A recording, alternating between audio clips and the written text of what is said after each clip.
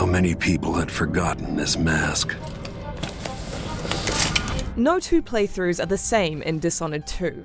Developer Arcane has doubled down on the original's play-your-way formula with 2 separate sets of skills, a deep and multifaceted world, and a dizzying array of level designs that affect your approach to each new area.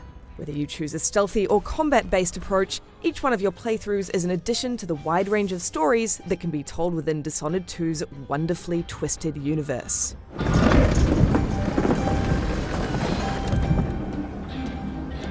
All hail Her Imperial Majesty, Emily Caldwin. 15 years have gone by since the events of the original Dishonored, and the world of Empress of the Isles, Emily Caldwin, is once again thrown into disarray when her evil aunt appears with suspicious designs on her throne.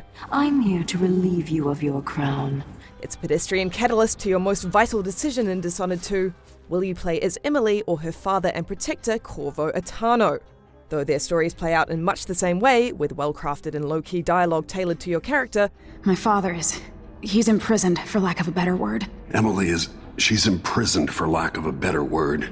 You must choose wisely, as it's a choice you are stuck with for the rest of your playthrough.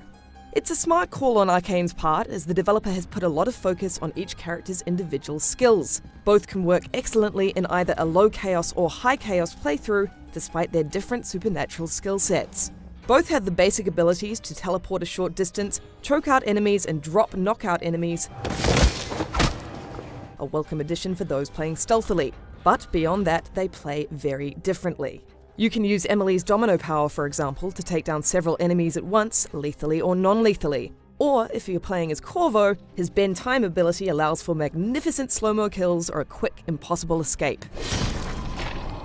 Combine these with other abilities, such as Emily's doppelgangers or Corvo's possession, and you can create some of Dishonored 2's best and most surprising moments.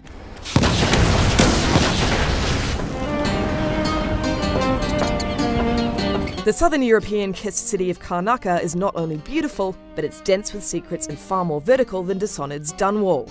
There are guard-infested main paths, hidden entrances, twisting alleyways, and tall, bloodfly-infested buildings. While I did notice some pop-in issues on the PlayStation 4 in open areas, and one crash, they were no deal-breakers, and overall the detail Arcane has managed to stuff into Dishonored 2 is astounding. The gorgeous painterly art style that made the original so distinctive is in full effect here. The city feels alive too. Unlike the streets of the original's Dunwall, where a rat plague explained away their emptiness, Karnaca is thriving. I have something that might interest you. NPCs beckon you over to give you an optional quest, or you might stumble into a conflict in a black market. Or you'll overhear a couple of blood-splattered whalers discussing the repercussions of something you did a chapter or two ago. But they don't want to listen to me.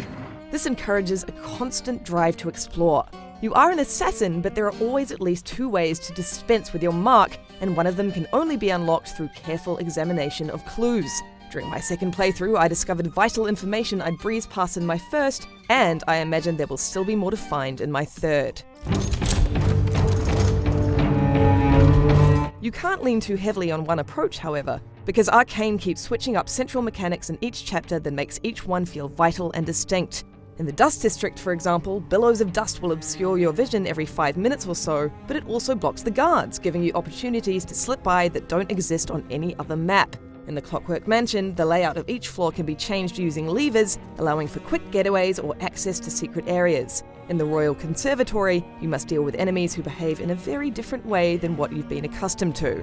Where will I go next? Such unpredictable additions to an already complex world kept me constantly alert. And because morality is ultimately a binary choice in Dishonored 2, kill fewer NPCs and you'll be granted a happier ending, this focus is very important.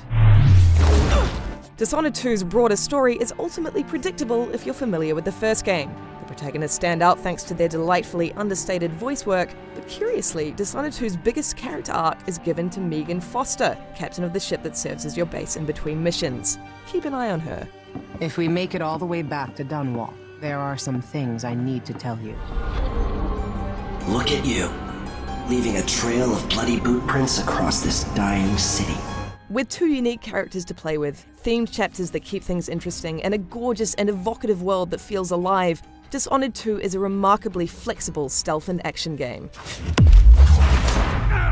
Though I would have liked a little bit more ingenuity in its central story, it's the stories that I've created on my own that I'll remember, every graceful, fumbling, and hilarious one of them. I feel compelled to create many more in the months to come. For more on Dishonored 2, check out the first 15 minutes as Corvo or Emily, and our PS4 vs Xbox One vs PC graphics comparison. Oh!